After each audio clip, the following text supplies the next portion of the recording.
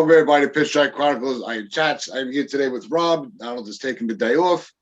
And well, the first two series of MLB has been shut down. Who knows how many more to come in the next couple of days. And opening day is now this mystery day that we don't know when the hell it's going to be, which really, what bothers me about it, I take off every opening day like a holiday. And I sit in front of the TV and I get my, cold beers and chips, and I watch baseball all day. To me, that's my New Year's.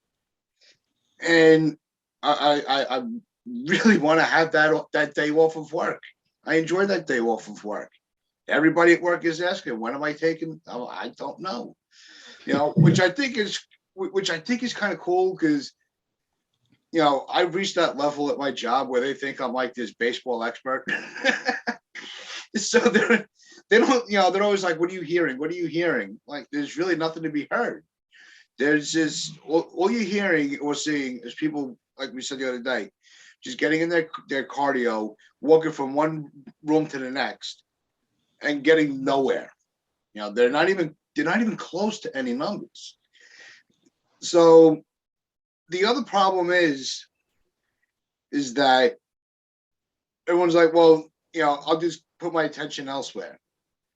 Well, for somebody like me that doesn't follow another sport, what other team in the New York region is inviting to watch? There's nothing out there at all. You could watch hockey. You could try hockey. I don't watch it myself, but I'm just saying for someone who doesn't watch another sport like yourself, you could try it. But this sucks. Like, this whole lockout thing has been so annoying, and the fact that the league put this bogus deadline and then extended their own fake deadline just to cancel games when they're gonna meet again, I think, like tomorrow or the next day in New York. I don't get it. None of this makes sense in the slightest. Like, if you were gonna meet in New York, why not just stay where they were yesterday and be like, all right, we'll give it one more day at least. One more day of negotiations. At least with that last offer by the league, you had something to work on because there was some very tiny middle ground there, like with the minimum salary. Yeah. The league wanted $725. The players wanted $725. The league wanted $675. The league bumped it up to $700K. All right, there's something you can work with. And there were a lot of other things that they were far apart on, but at least you could have, I don't know, Patrick from Talking Rivals said it, you can agree on a few things this CBA and then work on the rest the next one. Yeah. At least that would have given us baseball, and both sides wouldn't come out of it feeling like they absolutely lost. Because when they do come to an agreement, there's no way it's going to be a win-win. Zero chance there's a win-win for both sides at this point, because it's taken you 3 years basically to come up with an agreement. Like, it's been 3 years. We know that nobody's going to be happy, but I'm tired of being the fan that's losing right now.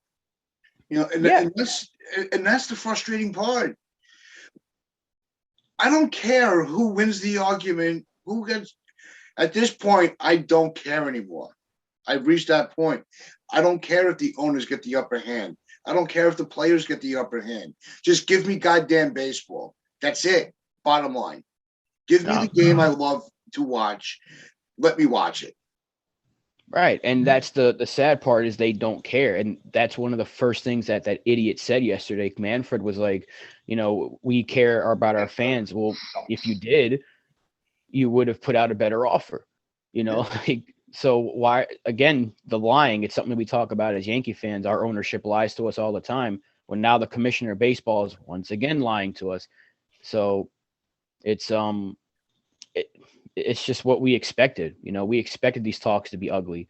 I didn't think we would actually get a delay in the season, but here we are, and it's disgusting. Really, the disheartening thing is, originally we just assumed that, the way it was it was interpreted in the beginning was that they were going to have that delay of opening day. What was surprising yesterday was it was at the cost of, so now it would shorten the season. So that's actually frustrating because now, just like with the 2020 season, with the 60 games and the 7 inning doubleheaders, it's not the game that we've watched our whole life. So the Dodgers won the World Series in 2020, and everybody says it. Well, it was 60 games. Does it really count? Well, yeah, because they played in the parameters of the season. Everybody had the same upper hand. Everybody had the same advantage. More teams had an advantage because the playoffs were expanded. So I do consider that, that was a World Series win for them. It's not like they were the only team that had to play 60 games. And then with the 7 inning doubleheaders, what was his name that had the perfect, had the no-hitter, and they said it didn't count because it wasn't Bumgarner. Bumgarner. Yeah. Well, we counted it. We said it right on the show. That was a legitimate no-hitter because it was played in the parameters of the game.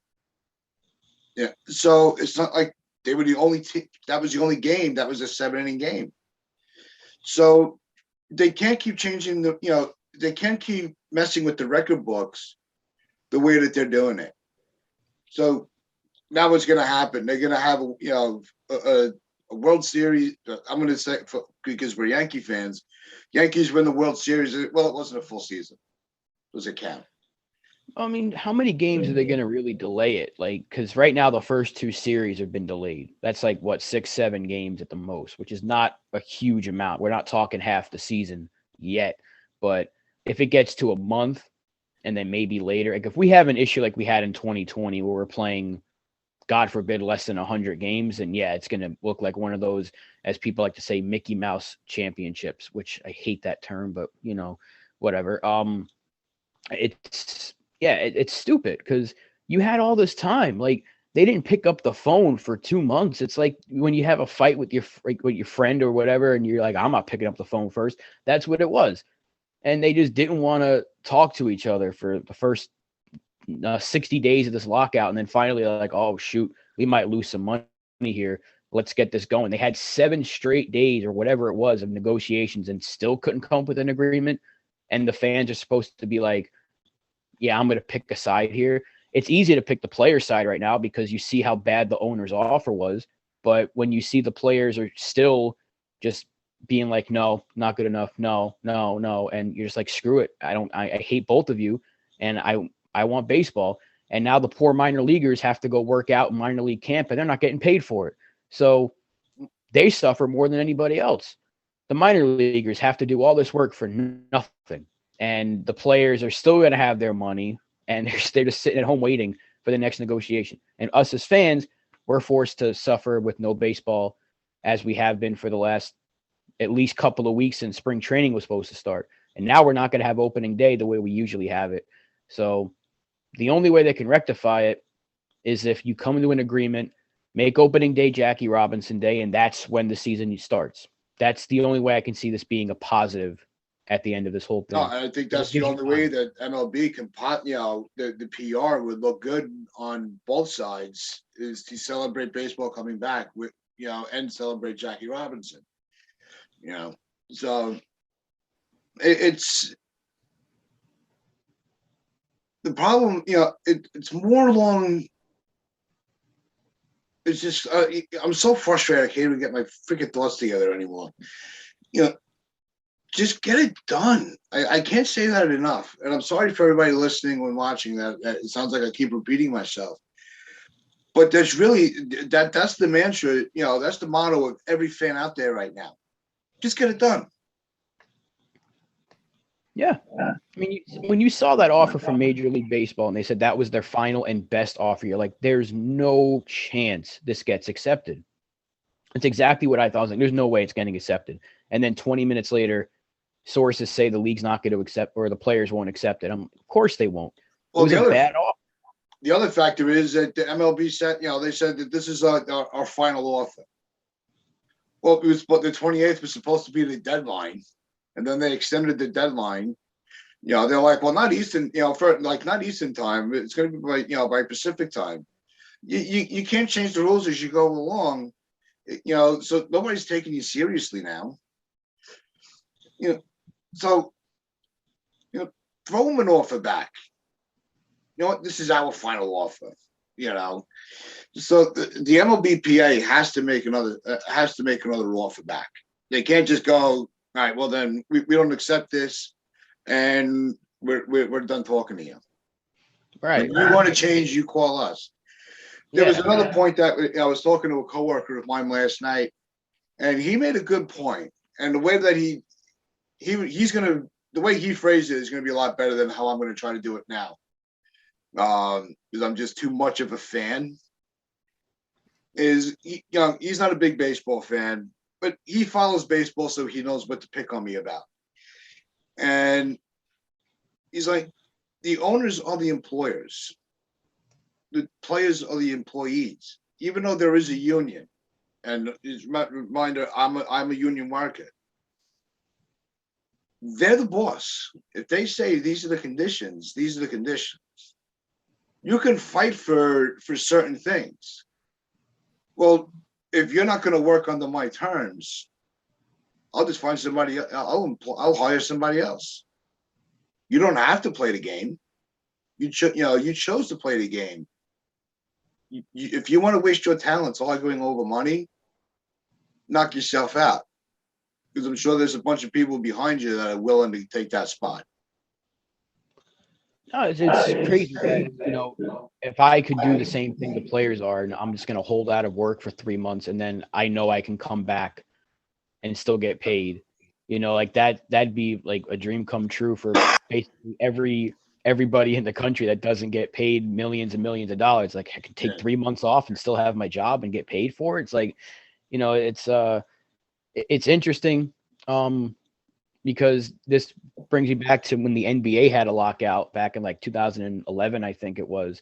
And that went on for a while, and that had a delay to the season. But they were able to come to an agreement and eventually get to basketball. So I'm hoping that something similar happens here, because the NBA has been on pretty good terms since then with each other, so they haven't had any real issues. But this has been 3 years of fighting between these two sides. So I don't know if this is going to be a sign of things to come, because even if they say, all right, let's just get the season in and we'll work on this again next year, we're going to have another lockout, or we're going to have another off-season fight. Continuing. The cycle will repeat itself. So I want them to think of something, meet in the middle. If you have to sacrifice a few dollars, do it. Like if both sides can just meet in the middle, or somewhere near the middle where they don't feel like they absolutely lost, because like we just said earlier, both sides are going to come out of this losing, because now we're missing games. Even if it's just 6 or 7 games, players are losing money, owners are losing ticket sales. So everybody's losing money right now just by that first week or whatever it is getting delayed. And if it more gets delayed, and you lose more money. So they have to do this now. Get it done. You have maybe a week or two of finish out the off season, teams get to the spring, and then you have, I don't know, close to a month's, I don't know, not even a month worth of games. And then you get opening day on Jackie Robinson Day. And there's enough time. It'd be a mad dash to get to the season, but you can get it done. If you come up with an agreement like today or tomorrow, or ideally would have been yesterday. Then the lawyers then there's the 3 days of the lawyers to work on all the fine print language and ratify it. No, it's not like if they come to an agreement today that baseball resumes tomorrow. It does take a couple of days to get all the legal stuff out of the way from that point. Right. And the whole thing, like with the owner, with my statement about the owners that you work for me. I know I could just see Spencer and John watching this and just itching comment on our Twitter page, which I hope they do, because they really bring some good conversation. But I'm just trying to, almost like a devil's advocate, look at the other side of it as well.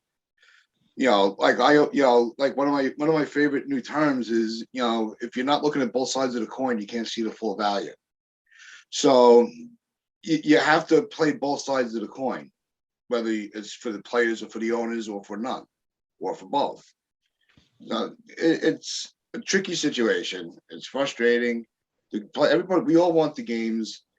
And the other, if you have your first two series and they're in the division, I believe the Mets have Atlanta in their first two series.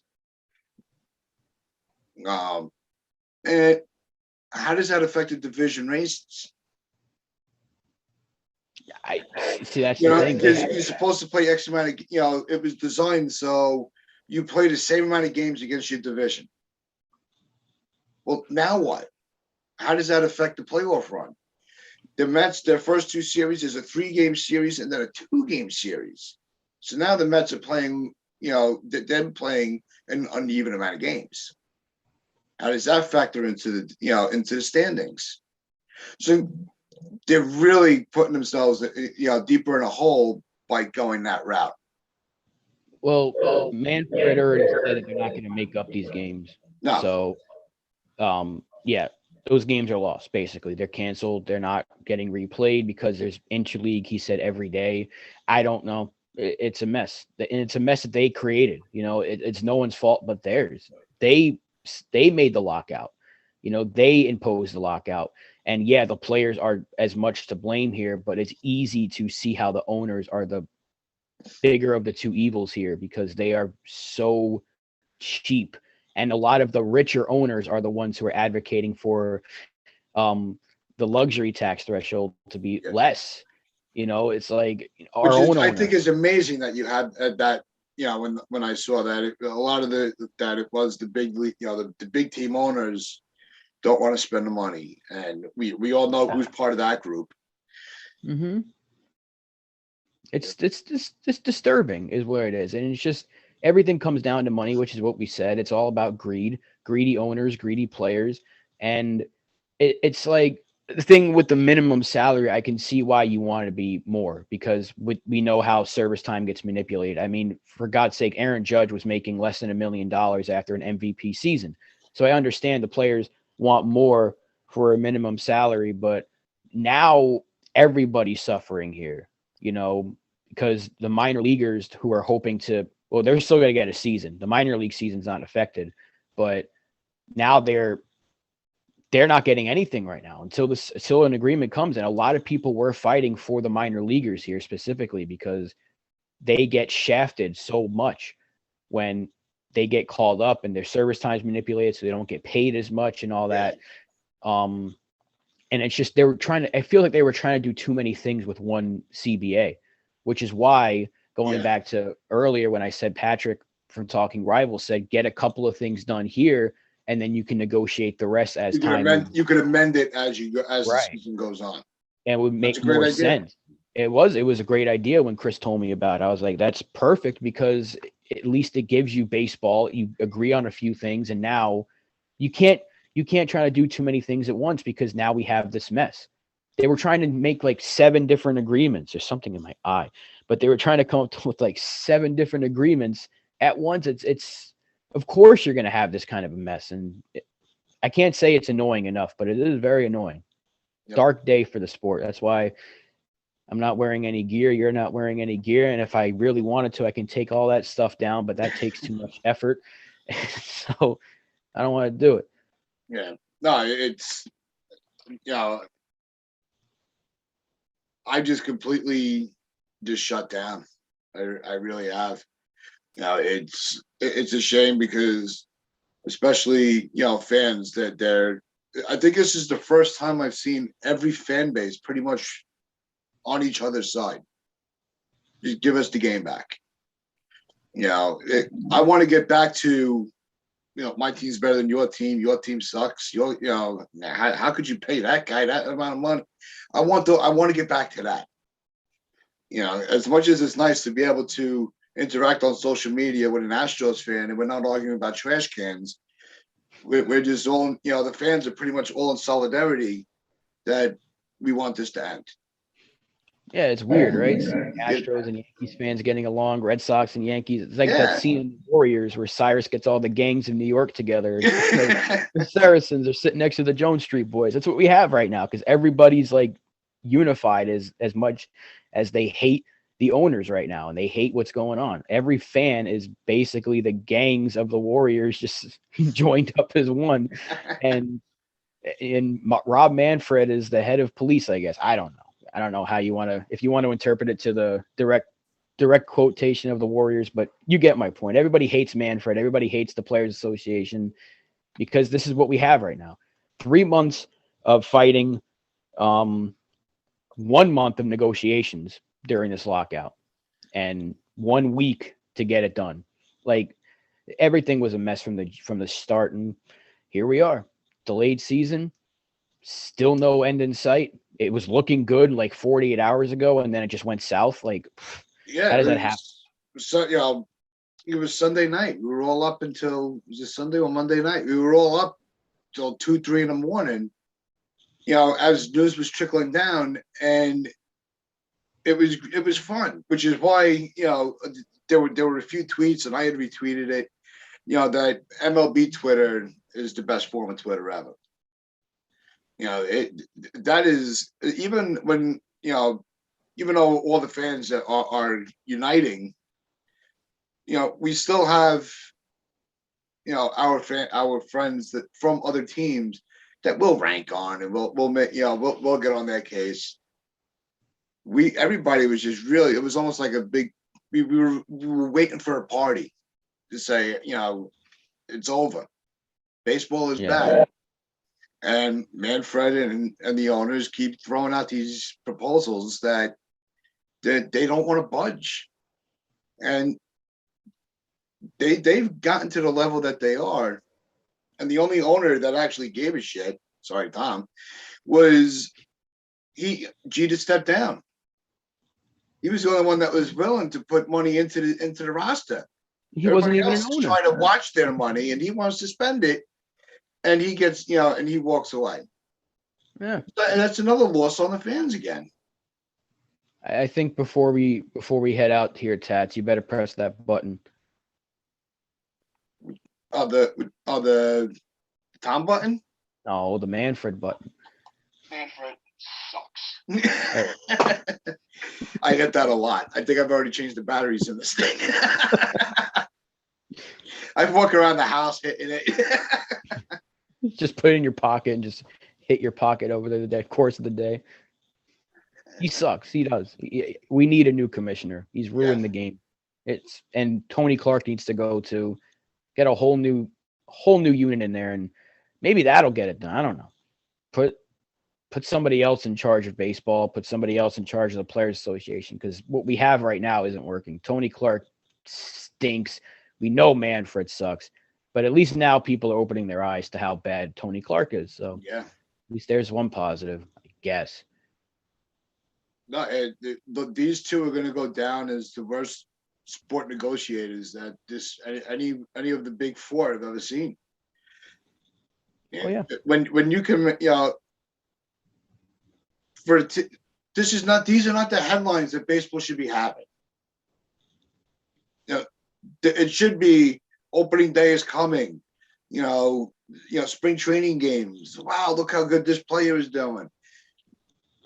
Nope, not this year. No, and they had their chance. They had their chance because when the NBA was on the All-Star break, NFL was over. Hockey was also on a break. They could have had a whole week to just baseball. If the lockout would have ended and we would have had free agency pick back up, it's like, look at everything that's happening. Correa signs here. This team traded for this player. Baseball would have dominated the news. And that's what Michael Kay was saying on the Talking Yanks show. And he was absolutely right. And baseball missed their opportunity yet again. And that's something that we've been saying for years now. They continue to miss their opportunity to strike and get the sport back to some sort of relevancy, because especially it was already kind of falling off a little bit. At least in terms, you're also going to have, you have March Madness right around the corner, so that's going to take headlines, because that's and that's a big event, especially for fans of college teams. So you had your window with football being over, the NBA and the NHL on their All-Star breaks. You missed that window. Now you're cutting the season. And now you're also going to be fighting for the back page, because we know that March Madness, the Final Four. That's going to dominate the back pages of the papers. So now you're just going to be that little note on the bottom, and you're just a footnote. And then you're going to want to know why attendance may be down. Yeah, nobody cares about baseball. I mean, they were talking about Carson Wentz yesterday instead of the lockout. So, what does that tell you? It tells me everything. Baseball is slowly dying off in terms of popularity. It's not the number one sport anymore. That's clearly football. Basketball might be number two. And if they're not careful, hockey is very, very popular. I don't watch it myself, but it is very popular, more than people think it is. That could take over as a number three because, hey, those three leagues are playing their seasons. Baseball's 3 straight years of fighting with each other about their season. So it's a mess. And I, as a lifelong baseball fan, I just want baseball, but we're not getting it. So I don't know how much more I can complain about it. Because of the schmucks like us, that as soon as the games resume, we're going to be right back in our chairs watching every inning. Yeah, but we probably shouldn't be, but we're just going to anyway because we're lunatics, and there's a lot of people like us. We're going to watch, but I can't lie and say that I'm not pissed off. I'll be watching the games like this should have happened a week ago. That's gonna be me, but I'm still gonna watch the games. But yeah, I still hate everything right now. I hate everything about the sport in this moment. When it finally does resume, I may need to take opening day and the day after just because of having a baseball hangover from all the baseball I'm going to be watching. And because I'm going to be exhausted. And that's all I want. I want to be up until 1 a.m. watching the West Coast games to see what's going on out there. What's how's Mike Trout look? What's Ohtani doing? I can't wait for that. I really would. The one thing I am going to be doing is spending a lot more time and energy on the minor leagues and the Atlantic League baseball. And I think a lot of people are starting to open their eyes to having that as an option. That's all we have. Yep. Watch college baseball too. Because at least it's baseball. Watch the John Boy the Blitzball tournament. Watch that. That's been really fun. That's all we have right now. They're having a blast. They got Chris Rose on there doing commentary. Everyone seems to be having fun over there. It's really fun. I don't know if you've seen the channel, the Warehouse Games. It's great. It's great stuff. I mean, they're taking it. They know there's no baseball to talk about, so they're playing it. They're creating their own headlines. Yeah, it's fun. So that's all we have right now: Blitzball and college baseball, and eventually the minor leagues. So, screw MLB, screw the players, screw Manfred, and screw Tony Clark, and you too, Hal Steinbrenner. Yep, that sums it up. I want to thank everybody for watching, listening. Remember, like, share, comment, and subscribe. Check us out on social media. Wear your pinstripes with pride. Screw Manfred. Screw Tony Clark. Have a good day.